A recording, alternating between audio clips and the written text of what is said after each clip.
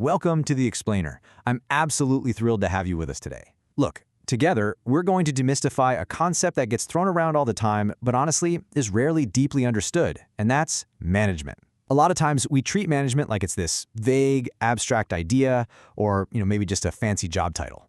But the truth? Highly effective management is an actionable, intentional, and really structured practice. By the time we wrap up today, you're going to see exactly how the gears of an organization turn and how you can step right into the driver's seat. But hey, before we dive into the theory, let's talk about reality for a second.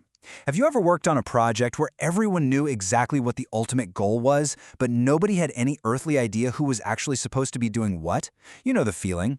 Emails are just flying back and forth, deadlines are zooming past, and everyone kind of just assumes somebody else is handling the crucial tasks.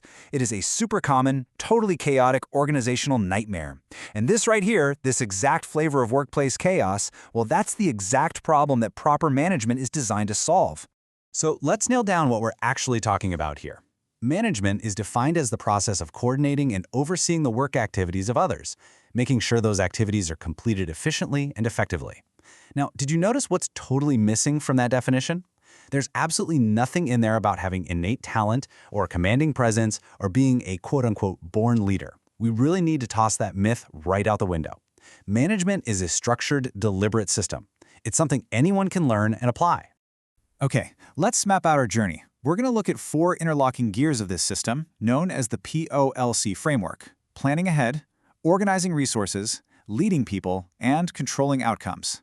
Throughout this explainer, let's imagine these 4 pillars as sections of an orchestra. All right, let's start right at the beginning with Pillar 1, planning ahead.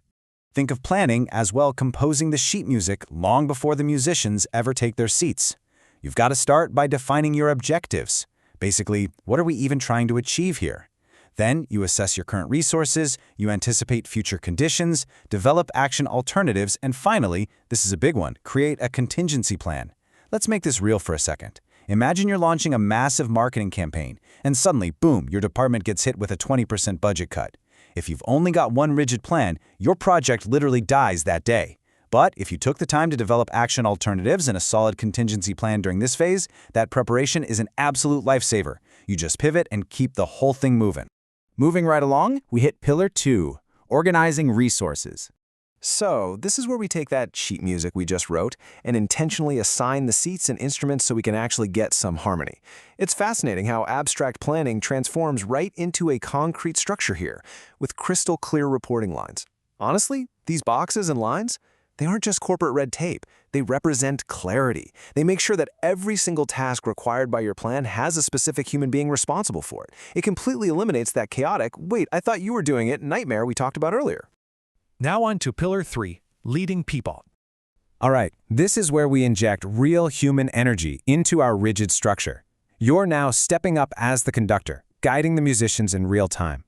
Let's break down a classic distinction that honestly trips a lot of people up: the difference between a manager and a leader. A manager focuses on systems, structure, and execution. Basically, the first 2 pillars we just covered. A leader, on the other hand, focuses on people, vision, and motivation. But here's the real secret. To be truly effective, you can't just pick one. While organizing handles the system, effective management demands that you also lead the actual complex human beings who are operating inside that system. The absolute hallmark of incredible management is mastering this exact balance. A true leader keeps their team inspired and moving to the exact same beat. How? By actively weighing their concern for production right alongside their concern for people. Think about it. If you push way too hard for production without caring for your people, what happens? You get burnout, you get turnover. But on the flip side, if you only care about making people happy and forget to focus on the work, well, nothing actually gets done. It's all about that sweet spot. Which brings us to our final pillar, Pillar 4, controlling outcomes.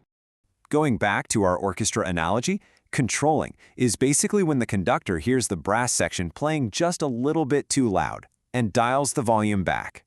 Imagine your project outcomes. Let's say 85% of the work is perfectly on target with your original plan, but you've got a 15% deviation that needs some adjustment. Controlling is fundamentally about spotting that 15% early on, long before that minor failure rate snowballs into a completely derailed project. To actually manage this, we follow 4 really concrete steps. First off, you establish your performance standards. Second, you measure the actual performance. Third, you compare those results right back to your initial standards. And fourth, you take corrective action. Let's say sales are down 10% from the baseline you set way back in the planning phase. A great manager doesn't just sit there and watch it happen. No way. They step in, they analyze the gap, and they take decisive corrective action to pull the entire team right back on track. And that leads us to the continuous management cycle.